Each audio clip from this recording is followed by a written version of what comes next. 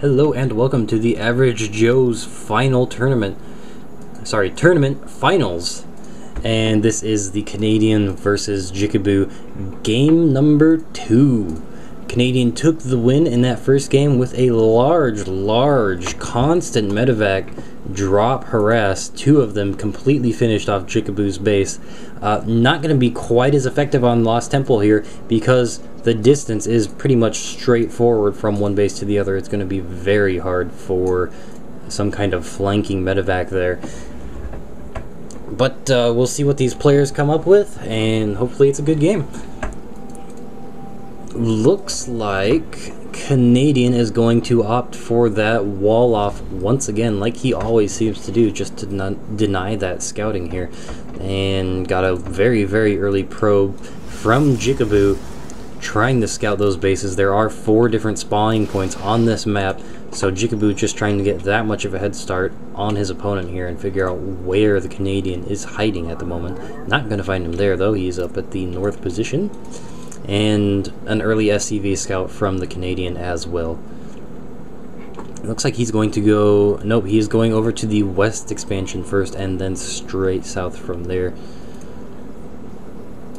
Meanwhile, we have a barracks going down, very default, boring things from both players. A gateway from Jicabou, chrono boosting in those probes, nothing too extreme or fancy.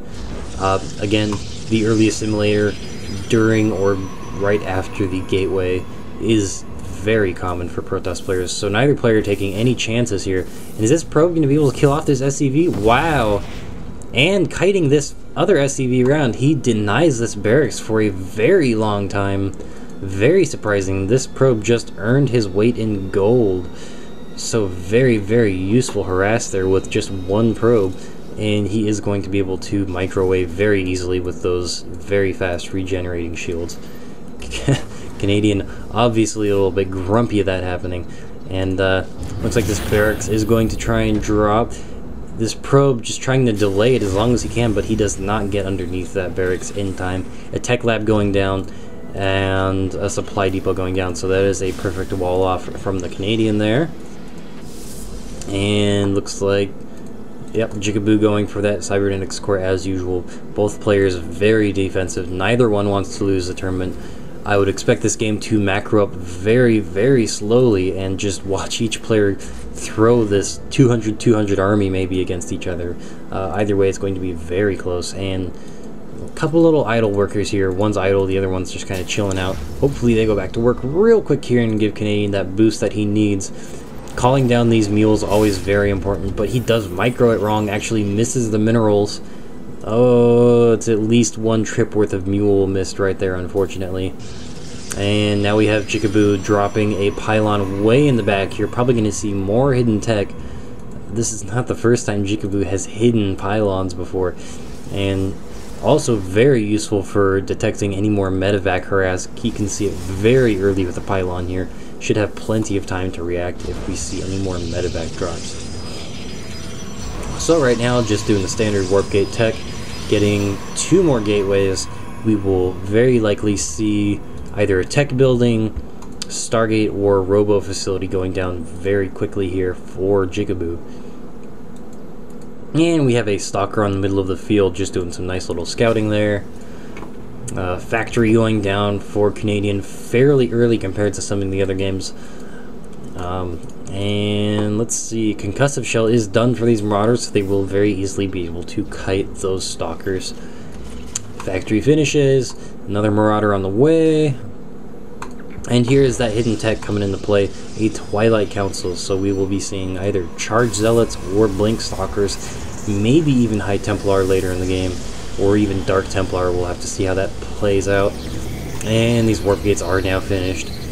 Amazingly, Jicabou only has 1 stalker and the Canadian only has 3 marauders, a very small force from both players right now. And it is fairly late into the game. Surprised to see neither player has that many units, but now Jicabou is able to very easily warp in with these warp gates. 2 more zealots and a sentry. That's going to be able to hold off most attacks at his main there. And now Marines coming out for Canadian, probably afraid of Void Rays, as he should be. Void Rays are very powerful units, especially when massed, so always good to have a nice diverse composition in your army. Mixing it up with Marines, Marauders, Siege Tanks, getting reactors. We'll probably see Medivacs again, maybe Vikings, I don't know, it's hard to say. And it's very interesting to see what's going to happen with this probe at the Xel'Naga Watchtower. I'm interested to see, maybe we'll have some kind of proxy pylon right here to help reinforce Jicabou's warp units. And pylon going down. Dark Shrine way over here in this corner here. So Canadian probably isn't going to be able to scan that. He's probably going to use it on the main base and will not see this Dark Shrine going down. Also, leg upgrades for those zealots is being researched. So a nice little composition, nice little mix here from Jicabou. Really like this Dark Templar Shrine. If he can get it up and get those Dark Templars spawned quick enough, it can do a lot of damage to a Terran player. And now this reactor is finished on the starport, but neither the barracks nor the starport are making any units right now, and we also have an engineering bay going down, as well as turrets, but unfortunately not scanning that base has really hindered Canadian. There are no Stargates whatsoever right now for Jicabou, so quite a mineral loss there, and no weapons being upgraded yet. 2 medevacs are coming though, and looks like he may have been supply blocked for just a second there. Also a command center coming in for the Canadian. Both players probably going to look to expand very shortly here.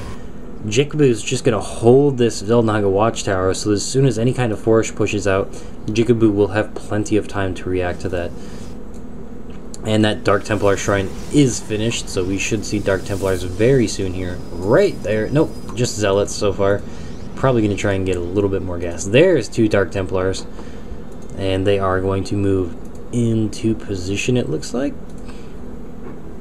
And again, more turrets going down for the Canadian, just trying to be as cautious and careful as possible. The last thing he wants is for Void Rays to come in from the back again, like that last game, and hurt him at all.